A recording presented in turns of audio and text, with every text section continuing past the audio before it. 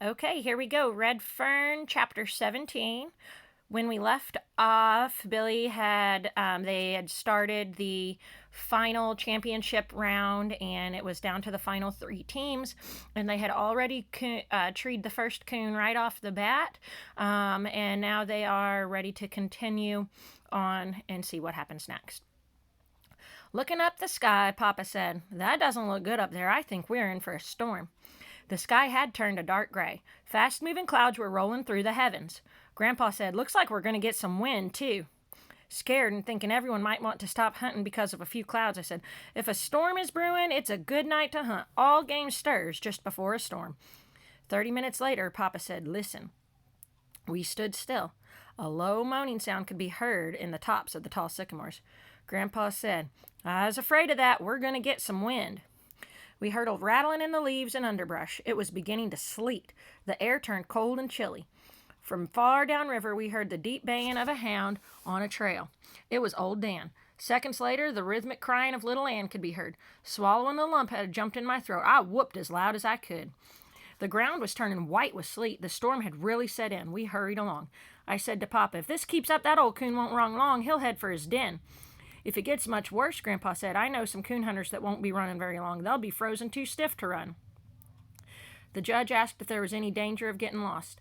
"I don't know," Papa said. "It's all strange country to me." My dogs' voices sounded far away. I knew they were much closer than they sounded, as they were downwind from us.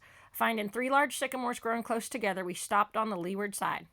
Papa shouted above the wind, "I don't know if we can take much more of this." "It is bad," Grandpa replied, "and it looks like it's going to get worse." "You can't see over 15 feet now," the judge said. "Do you think we can find the buggy?" "I think we can find the buggy all right," Papa said. I could no longer hear the voices of my dogs. This had me worried. I didn't want to leave them out in the storm. "Can anyone hear the hounds?" Grandpa asked. "I can't," Papa said. The judge spoke up. "Fellas, I think we'd better go in," he said. "There is no telling where they are. They may have crossed the river." Scared and knowing I had to do something, I said, "They're closer than you think, probably treed by now. You can't hear them for this wind," I begged. "Let's go a little further." There was no reply, and no one made a move to leave the shelter of the trees. Taking a few steps, I said, "I'll take the lead. Just follow me." "Billy, we couldn't find them," Papa said. "You can't see or hear a thing. We had better start back for camp." "I think so, too," the judge said. At this remark, I cried, "I've been out in storms like this before, all by myself. I've never left my dogs in the woods, and I'm not going to now, even if I have to look for them by myself." No one answered. "Please go just a little further," I begged. "I just know we'll hear them." Still no one spoke or made a move to go on. Stepping over to my father, I buried my face in his old mackinaw coat. Sobbing, I pleaded with him not to turn back. He patted my head. "Billy," he said, "a man could freeze to death in this storm, and besides, your dogs will give up and come in." "That's what has me worried," I cried. "They won't come in, Papa. They won't, Papa. Little Ann might, but not old Dan. He'd die before he'd leave a coon in a tree." Papa was undecided. Making up his mind, he stepped away from the tree and said to the others, "I'm going on with him. You fellas coming or going back?" He turned and followed me. Grandpa and the judge fell in behind him. By this time, the ground was covered with a thin white layer of sleet. We kept slipping and falling. I could hear Grandpa mumbling and grumbling. The wind-driven sleet stung our skin like thousands of prickling needles. Strong gusts of wind growled and moaned through the tops of the tall timber. Once, during a momentary lull of the storm, I thought I heard the baying of a hound. I told my father I thought I had heard old Dan. "From which direction?" he asked. "From that way," I said, pointing to our left. We started on. A few minutes later, Papa stopped. He shouted to my grandfather, "Did you hear anything?" "No," Grandpa shouted back. "I can't hear anything in this storm." "I thought I did, but I'm not sure," the judge said. "Where was it coming from?" Papa asked. "Over that way," the judge said, pointing to our right. "That's the way it sounded to me," Papa said. At that moment, all of us heard the deep voice of old Dan. "It sounds as if they're close," Grandpa said. "Let's split up," said the judge. "Maybe one of us can find them." "No," Papa said. "It'd be easy to get lost in this storm." "I think they're more to the right of us," I said. "I do too," Papa said. We trudged on. Old Dan bawled again. The sound of his voice seemed to be all around us. "The way that wind is whipping the sound through this timber," the judge said, "we'd be lucky if we ever found them." Papa shouted over the roar of the wind, "We can't take much more of this. We'll freeze to death." The men were giving up. I felt the knot again as it crawled up in my throat. Salt water froze on my eyelashes. Kneeling down, I put my ear close to the icy ground in hopes I could hear my dogs, but I couldn't hear anything above the roar of the blizzard. Standing up, I peered this way and that. All I could see was a white wall of whirling sleet. I closed my eyes and said a silent prayer and hoped for a miracle. We heard a sharp crack and a loud crashing noise. A large limb, torn from a tree by the strong wind, fell to the ground. The sharp crack of the limb gave me the idea. Shouting to my father, I said, "Shoot the gun! If my dogs are close enough to hear it, maybe little Ann will come to us." Papa didn't hesitate. Pointing the gun high over his head, he pulled the trigger. The sharp crack rang out into the teeth of the storm. We waited. Just when I had given up all hope and had sunk to the lowest depth of despair, out of the white wall of driving sleep, my little dog came to me. I knelt down and gathered her in my arms. Taking one of the lead ropes from my pocket, I tied it to her collar. I said, "Find him, little girl. Please find old Dan." Right then, I didn't care about coons, gold cups, or anything. All I wanted was my dogs. I didn't know how she did it. Straight into the face of the storm she led us. Time after time she would stop and turn and head this way and that. I knew she couldn't scent or see anything. Instinct alone was guiding her. Over a winding and twisting trail we followed. Coming out of the bottoms, she led us into a thick canebrake. The tall stalks sheltered us from the storm. The roaring of the wind didn't seem as loud. Like ghostly figures, large trees loomed out of the almost solid mass. Falling and stumbling, we kept pushing on. Grandpa shouted, "Hold up a minute, I'm just about all in." We stopped. "Do you think that hound knows what she's doing?" the judge asked. "Maybe we're just running around in circles." Looking at me, Papa said, "I hope she does. Some of these canebrakes cover miles. If we get lost in here, we're in bad shape." Grandpa said, "I think we've gone too far. The last time I heard old Dan, he sounded quite close."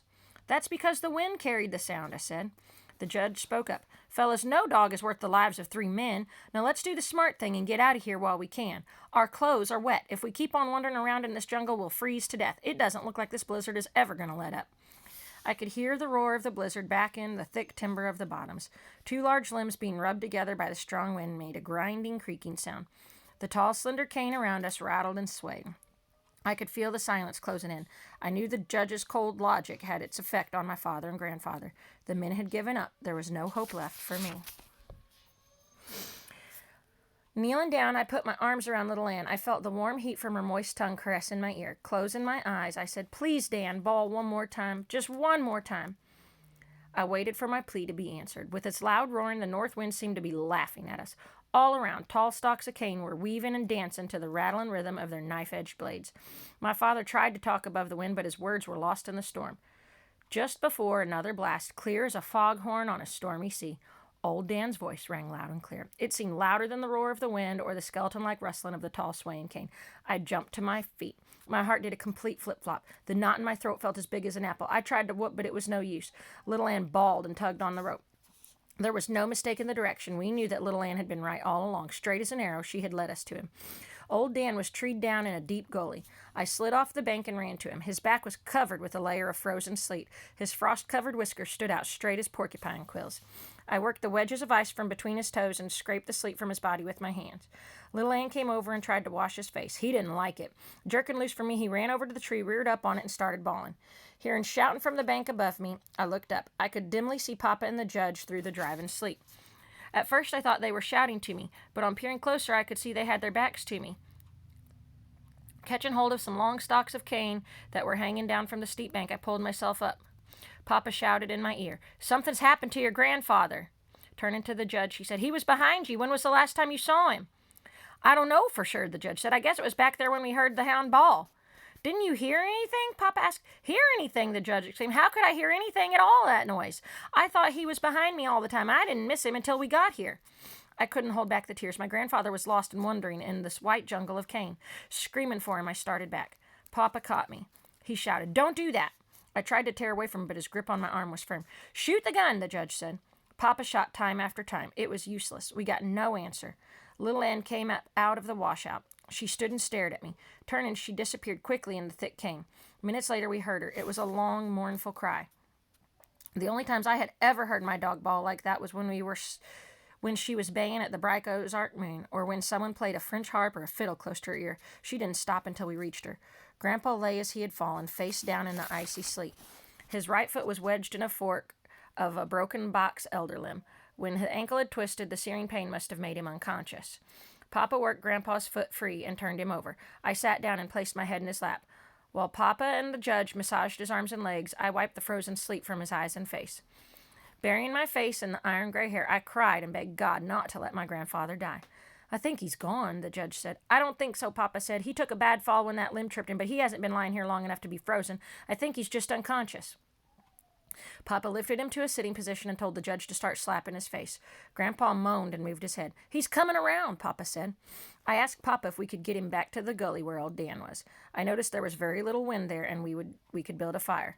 "That's the very place," he said. "We'll build a good fire and one of us can go for help." Papa and the judge made a seat by catching each other's wrists. They eased Grandpa between them.